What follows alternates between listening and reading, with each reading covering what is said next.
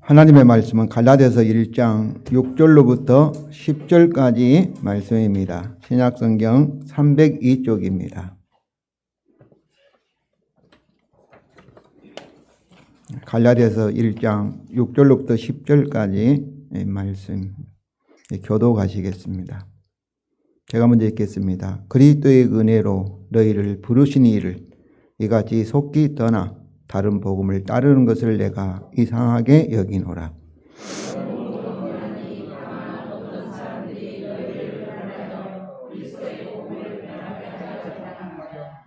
그러나 우리나 혹은 하늘로부터 온 천사라도 우리가 너희에게 전한 복음 외에 다른 복음을 전하면 저주를 받을지어다.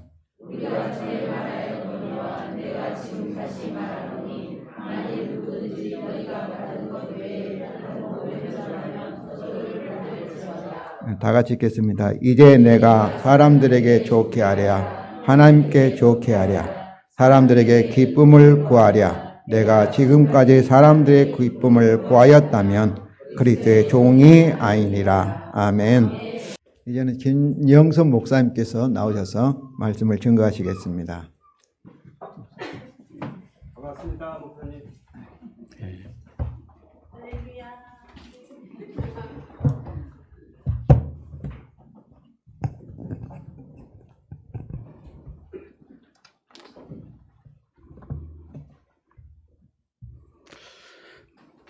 이 강단에 소개해 주신 예수님께 감사드리고요.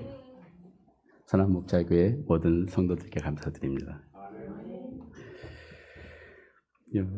제가 이 본문을 잡았더니요, 김동선 목사님께서 하시는 말씀이, 담임 목사님께서 이 갈라디아서 전문가시라고 저에게 말씀해 주시더라고요. 그래서 이 말씀을 잘 전해야 시험 안 될 텐데 많이 고민했습니다. 얼마 전에 제가 결혼을 앞둔 늦깎이 신랑이거든요. 10월 달에 결혼을 앞두고 있는데 그 결혼할 여성분하고 춘천에 갔더랬습니다. 춘천에 가서 거기서 만난 분들하고 사진을 찍고 그리고 좀 여유를 갖다가 돌아왔는데요. 그날 저녁에 그날 찍은 사진 한 장이 저한테 딱 보내졌어요. 그 사진을 보고 저는 깜짝 놀랐어요. 내가 이런 모습이었던가? 그 사진에 있는 사람들 중에 저만 도드라져 보이는 거예요. 저의 배만 축 처져서 이렇게 사진에 나와 있더라고요. 깜짝 놀랐습니다. 예전엔 안 그랬는데. 여기 계신 분들도 그렇게 생각하시는 분 계실 것 같아요. 예전엔 안 그랬는데. 그렇죠? 예전엔 제 몸이 이런 베들레헴이 아니었어요. 신학을 하기 전에는요, 제가 매 주말마다 등산을 다녔습니다. 그래서 예전에는 날씬한 몸을 유지하고 있었는데 어느 날 저도 모르게 이렇게 베들레헴이 돼 있더라고요. 그 당시에는 서울 근교에 있는 거의 모든 산을 제가 올랐더랬습니다. 그리고 그 산들을 오를 때에는요, 같은 코스로만 오르는 것이 아니라요, 되도록이면 지난주에는 저 코스로 갔으니까 이번 주에는 요 코스로, 다음 주에는 다른 코스로, 이렇게 매번 등반할 때보다 다른 코스로 등반하려고 노력했습니다. 북한산을 오를 때면은요, 정릉 청수장 쪽으로 오르는 코스가 있고요, 4.19 탑, 영락기도 쪽으로 오르는 코스가 있고요, 우이동 도선사 쪽으로 오르는 코스가 있고요, 구기터널역 이북오도청으로 오르는 코스가 있고요, 구파발에서 양주로 가다가요, 북한산성 입구로 오르는 등산 코스도 있습니다. 제가 이렇게 말씀드리니까 몇 분이 고개를 끄덕끄덕 하십니다. 이렇게 제가 5가지의 등산로를 말씀드렸는데 이 이외에도 북한산 정상에 오르는 등산로가요, 수백 가지나 됩니다. 그렇죠? 북한산 정상을 향해 오르는 등산로가 수십 가지가 넘어요. 산 정상에 오르는 방법이 어느 한 가지만 있는 것이 아니라 수백 가지나 된다는 거예요. 그와 빗대어서요, 인생에서 성공하는 방법도 이와 같다고 말합니다. 현대 정주영 회장이나 삼성 이건희 회장같이 장사를 하는 방법.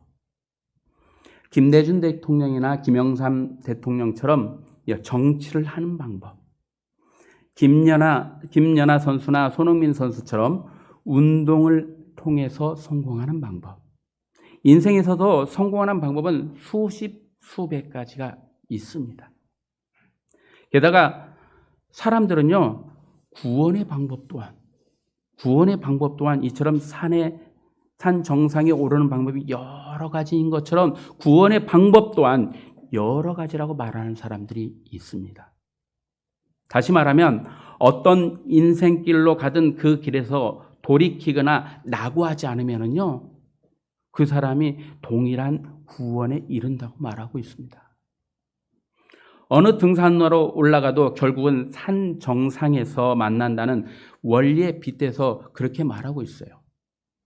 그래서 어떤 사람은 뜨거운 돌 위를 맨발로 걷는 사람이 있습니다. 그렇게 하면 깨달음을 얻고 구원에 이른다라고 그렇게 생각하고요. 매일 몇 시간씩 거꾸로 서서 수행하는 사람도 있고요. 그렇게 자기의 몸을 학대하고 고통 가운데 있게 함으로 말미암아 깨달음을 얻고 구원에 이른다고 생각합니다. 불교에서는 니르바나를 꿈꾸면서 수행을 하지요. 어떤 사람들은 주문을 외우기도 합니다. 그걸 또 골방에 모여가지고 막 주문을 외우기도 합니다. 깨달음을 얻고 구원을 받기 위해서 말이죠. 종교다원주의자들은요, 불교에도 구원이 있다. 유교에도 구원이 있다. 힌두교에도 구원이 있다. 기독교만이 유일한 종교가 아니라고 그들은 말하고 있어요. 모든 종교에도 구원이 있다라고 말하고 있습니다. 모든 종교는 나름대로 길이 있고 나름대로 구원의 길이 있다고 그들은 보고 있어요. 구원이라는 목적지는 같지만 가는 길이 다를 뿐이라고 그들은 그렇게 주장하고 있습니다. WCC 1961년 3차 뉴델리 총회 때부터 타 종교에 대한 부정적이고 배타적인 입장과는 전격 결별하기 시작합니다. 뉴델리 총회는요, 타 종교를요, 다른 종교가 아니라 다른 신앙이라고 표현하고 해요. 그 다른 신앙을 통해서도 하나님께서 말씀하시며 성령님이 역사하신다는 그런 사실을 그들은 종교다원주의자들은 인정하고 맙니다. 성도 여러분, 생각해 보십시오. 만약에 세상에 있는 모든 사상이나 가르침을 통해서 구원에 이를 길이 있다면, 다시 말해서 예수 그리스도 외에 다른 방법을 통해서 구원을 이룰 수 있다면 성자 예수님께서 왜 인간의 몸으로 성육신 하셨고 이 땅에 내려오셔서 가진 고난을 당하면서 십자가에 피 흘려 돌아가셨을까요? 채찍에 맞으며 가시면류관을 쓰시고 갖은 조롱을 당하시고 당시 최고의 형벌 중에 하나인 십자가에 왜 못 박혀 돌아가셨을까요? 이유가 없습니다. 예수님께서 이렇게 하실 이유가 없어요. 이렇게 하시지 않아도 인간이 구원을 받을 방법이 있잖아요. 다원주의자들의 주장에 의하면. 굳이 하나님께서 우리 인간에게 인정받기 위해서 내가 너를 사랑한다, 이 말을 인정받기 위해서 그런 십자가의 형벌을 받을 필요가 있을까요?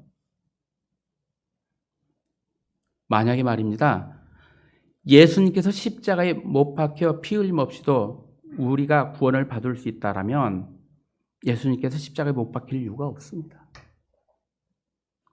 예수님께서 그렇게 하시지 않아도 우리 인간이 구원을 받을 방법이 수백 가지가 있는데요. 예수님께서 굳이 십자가 형벌을 받을 필요가 있을까요? 공자 맹자의 사상을 지키면 구원을 받는데요. 자기 고행을 하면 구원을 받을 수 있답니다. 수행을 통해 참된 나를 깨달으면 구원을 받을 수 있는데 왜 하나님이신 분이 인간의 몸으로 이 땅에 오실 필요가 있을까요?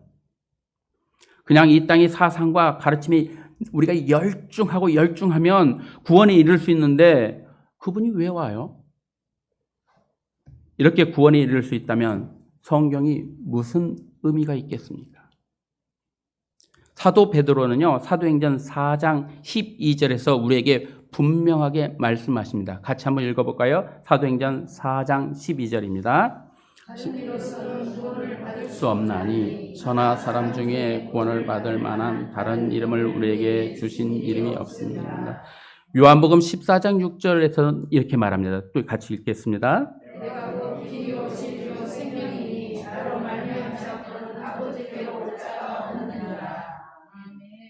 그런데요, 바울의 전도로 세워진 갈라디아 교회에서 다른 복음을 얘기하고 있습니다. 구원이 주님이 아닌 다른 방법을 더해야, 다른 방법이 더해야 구원을 받을 수 있다는 얘기에 갈라디아 교인들은 훅 넘어가 버렸어요. 갈라디아 교인들이 저처럼 팔랑귀인가 봐요. 저도 막 팔랑팔랑 해갖고 누가 얘기하면 바로 그래? 그러는데 갈라디아 교회 성도들도 그런 것 같아요.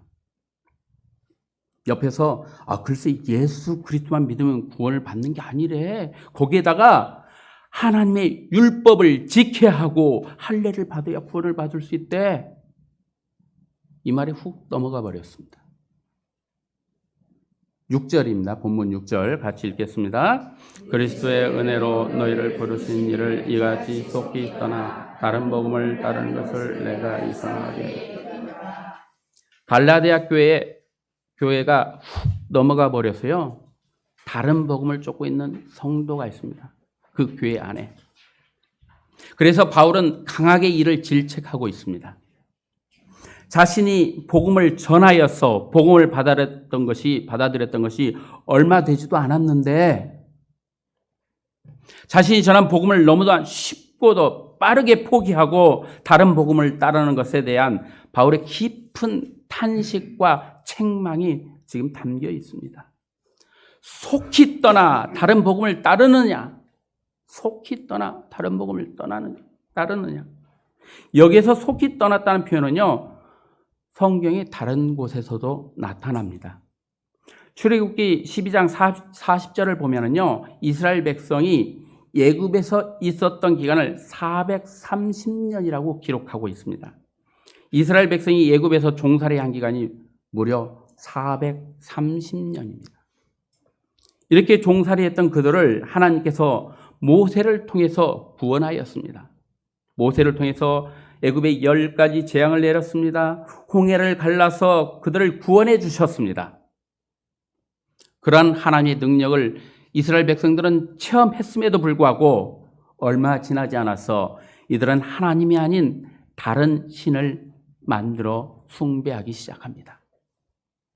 모세가 40일 동안 시내 산에서 내려오지 않습니다. 그러자 이스라엘 백성들은 불안에 떨기 시작합니다. 그래서 자신들을 보호할 다른 무언가를 찾기 시작합니다. 결국 자신들을 애굽으로부터 구원한 하나님을 잊어버리고 금송아지를 만들어 숭배하기 시작합니다. 이를 출애굽기 32장 8절에서는 하나님께서 모세에게 이렇게 말씀하십니다. 같이 읽어보시겠습니다. 출애굽기 32장 8절입니다. 그들이 내가 그들에게 명령한 길을 속히 떠나 자기를 위하여 송아지를 구워 만들고 그것을 예배하며 그들에게 제물을 드리며 말하되 이스라엘아 이는 너희를 애굽 땅에서 인도하여 낸 너희 신이라 하였구나. 하나님께서 그들을 애굽에서 구원하셨건만 속히 떠나. 갈라디아 교회 성도들이 바울이 전한 복음을 받아들였건만 그럼에도 불구하고 속히 떠나 다른 복음을 따르고 있는 모습과 너무나 흡사합니다. 사사기 2장을 보면은요, 이스라엘 백성을 가나안으로 인도하였던 여호수아가 죽습니다. 여호수아가 죽자마자 그들은 여호와의 목전에서 악을 행하기 시작합니다. 여호와를 떠나 바알을 섬기는 악을 행합니다. 이 모습을 보신 하나님께서 사사기 2장 17절에서 이렇게 말합니다. 같이 읽겠습니다. 그들이 그 사사들에게로 순종하지 아니하고 오히려 다른 신들을 따라가 운행하며 그들에게 절하고 여호와의 명령을 순종하는 그들의 조상들이 행하던 길에서 속히 치우쳐 떠나서 그와 같이 행하지 아니하였더라. 여기에서도요, 이스라엘 백성은 속히 치우쳐 떠나고 맙니다. 속히 치우쳐 떠납니다. 사사들에게도 순종하지 않습니다. 다른 신들을 따라 음행하고 절합니다. 이렇게 어리석은 행동을 했던 이스라엘 백성의 모습이 갈라디아 교회 성도들과 겹쳐 보입니다. 갈라디아 성도들이 회심하여 주님을 믿었지만 이후 그리 오랜 시간이 지나지 않아서 이들은 돌아서고 말았습니다. 바울의 마음은 찢어집니다. 사람들은 사랑에 빠지면은요, 그 사람의 모든 것이 좋아 보입니다. 요즘 제가 그렇거든요. 사랑에 빠졌더니 다 좋아 보여요. 그랬더니 저보고 콩깍지가 씌었대요. 그리고 상대가 그 사랑을 하게 되면 상대가 기뻐하는 것을 하려고 하죠. 그래서 연인들이 서로를 위해 노력합니다. 그 사람이 기뻐하는 것을 하려고 말입니다. 회심하고 주님을 믿음으로 받아들이게 되었습니다. 자신들을 구원하신 절대자 하나님께 순종하게 되었습니다. 하나님 명령에 순종하여 가나안으로 한 걸음 한 걸음 나아갑니다. 그런데 변심합니다. 좋아한다면서요? 사랑한다면서요? 그런데 이렇게 불륜을 저질러요? 누가요? 이스라엘 백성이요.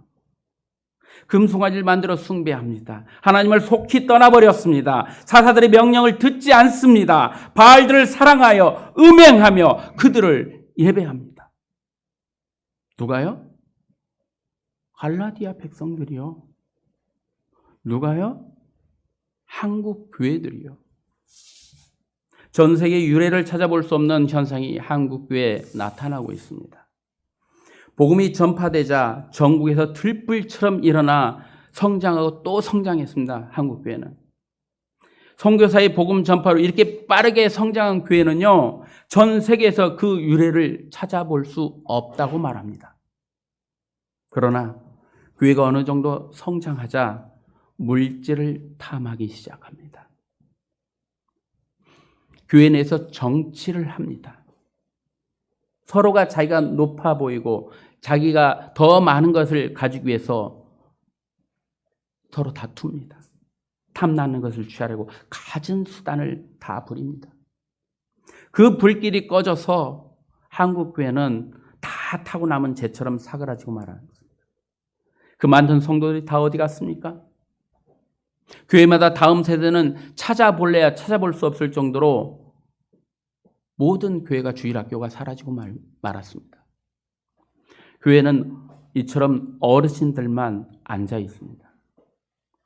이렇게 교회가 빠르게 몰락한 현상도 전 세계에서 유래를 찾아볼 수 없다고 말합니다. 구약시대의 이스라엘 백성들의 배교가 얼마나 심각합니까? 갈라디아 교회 성도들의 복음에 대한 변절이 얼마나 심각합니까? 한국교회의 몰락이 얼마나 심각합니까? 바울은 이를 이렇게 표현하고 있습니다. 이상히 여기노라. 이상히 여기노라. 사람은 어떤 비정상적인 일을 보면 이처럼 이상하게 여깁니다. 바울은 갈라디아 교회 성도들의 모습이 이상하게 보였어요. 바울은 갈라디아 교회 성도들이 다른 복을 쫓는 그런 모습이 도무지 이해할 수 없었습니다. 이스라엘 백성들이 금송아지를 찾듯이 그리고 바알을 찾듯이 갈라디아 교회 성도들이 거짓 사도들이 전한 복음을 진짜로 여기고 바울이 전한 복음에서 속히 돌아섰습니다. 거짓 사도들이 전한 복음을 참 복음에 비추어 보면은 그 거짓이 바로 드러날 수밖에 없습니다. 그런데 자신들이 참 복음을 이미 가지고 있었던 갈라디아 교회 성도들이었지만 거짓 사도들이 전한 그 거짓 복음에 넘어갔으니 바울이 보기에 너무 이상할 수밖에요. 바울에게는 다른 복음이 없습니다. 다른 복음이 없어요. 주님만이 길이요, 진리요, 생명이었습니다. 그래서 갈라디아에서는요, 길이요, 진리요, 생명이신 그 주님을 그들에게 전했습니다. 그런데 율법주의자들이 갈라디아 성도들에게 접근해서 이렇게 속삭입니다. 구원을 얻는데 믿음만으로는 불가능하고 믿음에다가 율법도 준수해야 되고 할례를 해야만 가능해. 갈라디아 성도들은 혼란 가운데 빠집니다. 7절입니다. 7절 같이 읽겠습니다. 다른 복음은 없나니 다만 어떤 사람들이 너희를 교란하여 그리스도의 복음을 변하게 하려 하노라. 거짓 사도들이 전한 복음으로 인해서 혼란에 빠진 갈라디아 성도들은요, 그들로 인해서 복음이 차츰차츰 변질되기 이릅니다. 바울은 단호하게 질책합니다. 예수 그리스도 외에 다른 복음은 없다. 예수님만이 참 하나님이시며 그분 외에 구원을 주실 분이 없음을 바울은 명확하게 선포하고 있습니다. 예수 그리스도 외에 다른 복음은 없다. 바울이 전한 복음은요, 단순히 그리스도에 관한 복음이 아니라 그리스도 그 자체입니다. 그리스도가 그 복음을 가능케 하는 근원입니다. 그렇기에 바울은 이렇게 자신 있게 선포합니다. 예수 그리스도의 다른 복음은 없다. 바울은 자신이 전한 복음만이 진리요, 구원에 이르게 할 수 있는 유일한 복음이라고 선포합니다. 산의 정상에 오르는 방법은요, 분명 여러 가지 수백 가지가 존재합니다. 그러나 영적인 구원에 이르는 방법은 다릅니다. 성경이 가르치는 복음 외에 다른 어떤 방법으로도 구원에 이를 수 없습니다. 예수 그리스도에는 다른 복음이 없습니다. 예수 그리스도 외에 다른 어떤 가르침이나 사상도 인간을 구원에 이르게 할 수 없습니다. 예수 그리스도만이 구원에 이르는 길이요, 진리요, 생명입니다. 그 외의 것을 전한다면 이렇게 된다고 바울은 우리에게 가르치고 있습니다. 8절, 9절입니다. 같이 읽겠습니다. 그러나 우리가 혹은 하늘로부터 온 천사라도 우리가 너희에게 전한 복음 외에 다른 복음을 전하면 저주를 받을지어다. 우리가 전에 말하였거니와 내가 지금 다시 말하노니 만일 누구든지 너희가 받은 것 외에 다른 복음을 전하면 저주를 받을지어다. 저주를 받을지어다. 바울은 자신이 전한 복음인 예수 그리스도 외에 다른 복음을 전하는 자가 누구든지, 사람이든지, 심지어 하늘로부터 온 천사라 할지라도 저주를 받을지어다.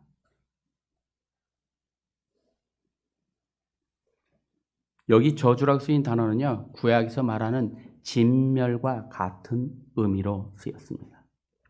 이 진멸은 하나님께 바쳐져서 사람이 다시 사용할 수 없게 그렇게 된 것을 일컫습니다. 멸망될 운명의 사람이나 사물을 가리키는 말입니다. 사도 바울이 이처럼 과격한 표현으로 저주가 내기를 기원한 것은요, 거짓 복음이 가져올 결과가 너무나 파괴적이기 때문입니다. 율법 준수와 할례를 해야 구원을 받는다는 주장은 그리스도 십자가의 의미를 격화시키는 그런 행위입니다. 십자가 부활의 의미를 부인하는 행위예요.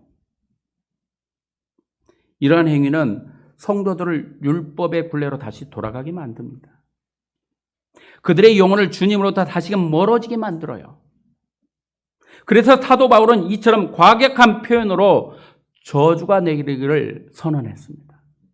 우리가 복음 외에 다른 복음을 전하면 저주를 받을지어다. 누구든지 혹은 하늘로부터 온 천사라 할지라도 다른 복음을 전하면 저주를 받을지어다. 여기 계신 분들은 전부 다 아이를 키워보셨으니까 알 거예요. 부모가 아이를 키울 때 어떻습니까? 사소한 장난은 그냥 눈 감아줍니다. 그렇지 않나요? 아이의 목숨이 달려있다면 달라져요. 엄하게 얘기합니다. 강하게 얘기합니다. 심하면 아이를 때리면서 훈계까지 합니다. 아이의 목숨이 달렸거든요. 아이의 목숨이 달렸어요. 높은 곳에 올라가면 위험해.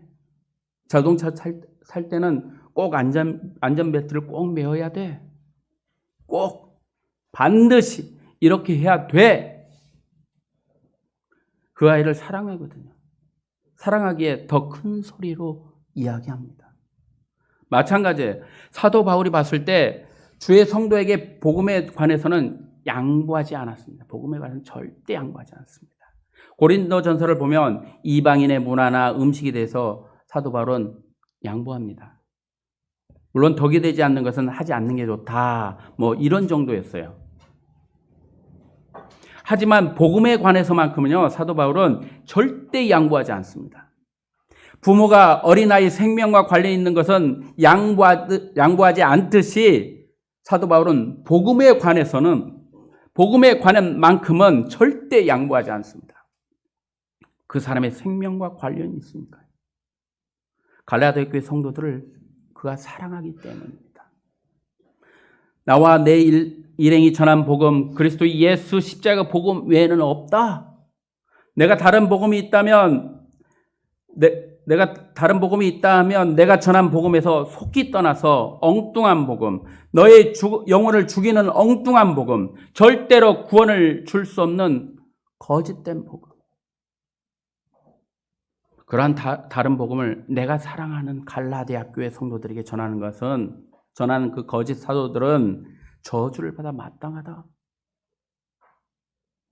바울이 보기에 그랬어요. 마치 부모님이 위험한 곳에 오르려고 하는 사랑한 어린아이를 보는 것처럼 바울은 갈라디아 교회 성도들을 그렇게 봤어요. 사랑하니까. 그들의 영혼을 무너뜨리는 그 거짓 사도들의 전한 그 거짓 복음에 너무 분개했어요. 그래서 그들에게 전하는 그 거짓 사도들이 저주받을지어다.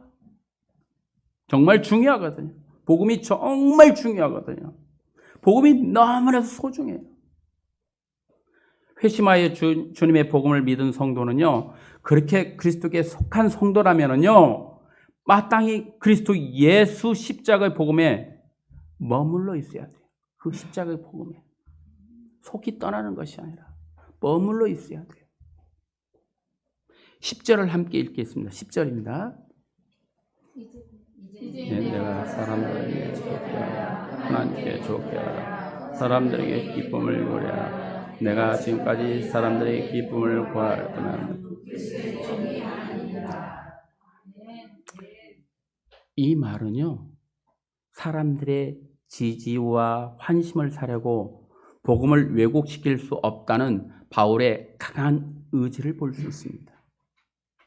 내가 사람들에게 좋게 하랴, 하나님께 좋게 하랴, 사람들의 기쁨을 구하였다면 그리스도의 종이 아니니라.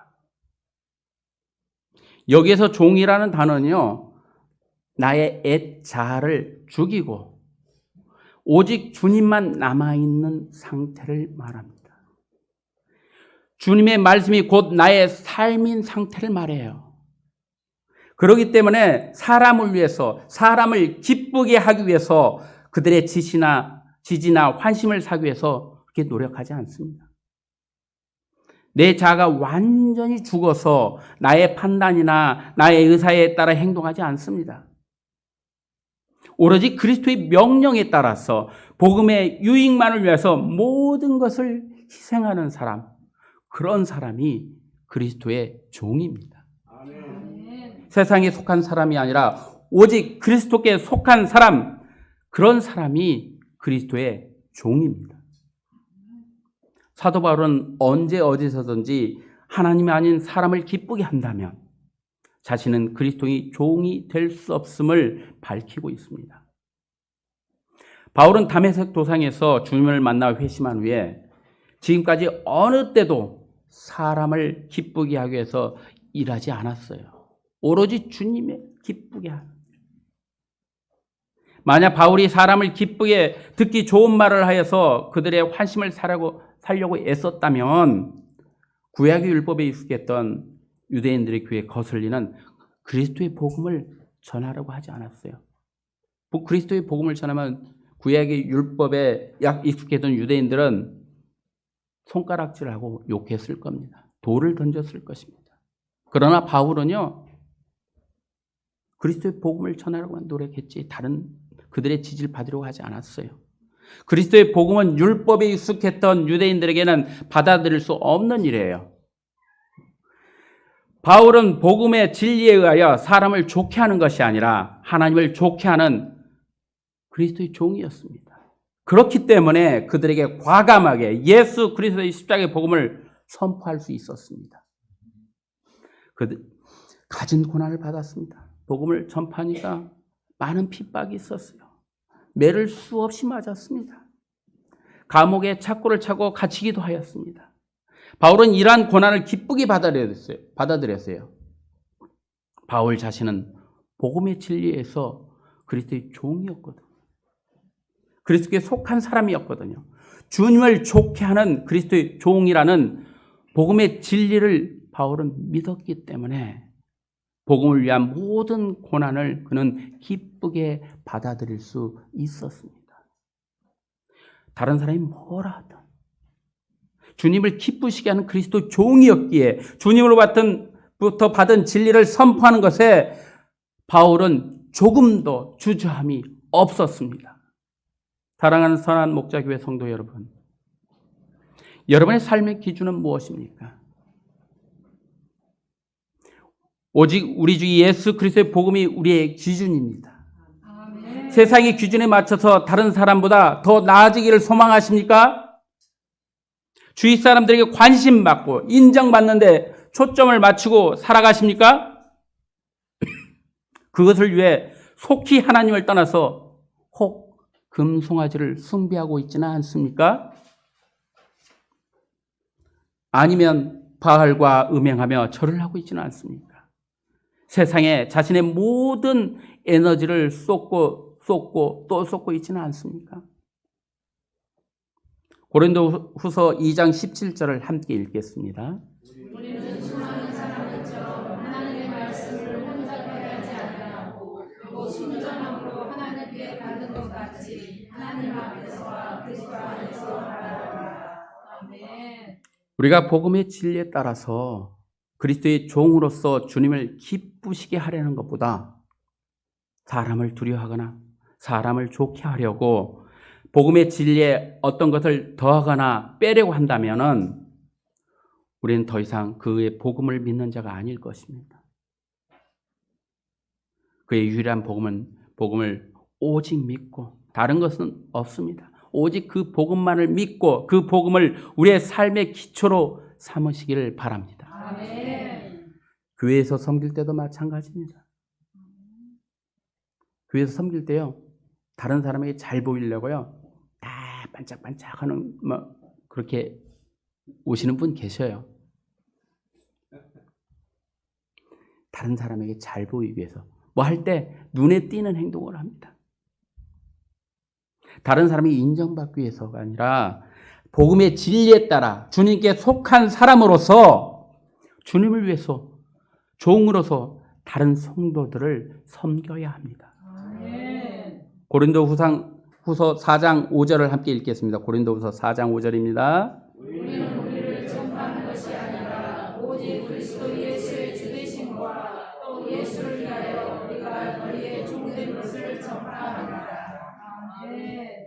갈라디아 성도들이 주님의 은혜의 복음을 떠나도록 거짓으로 유혹했던 그 거짓 선생들과 같이 오늘날에도 여러분들 주위에, 우리들 주위에는 복음의 진리를 혼잡하게 하는 수많은 거짓 선생들이 있습니다.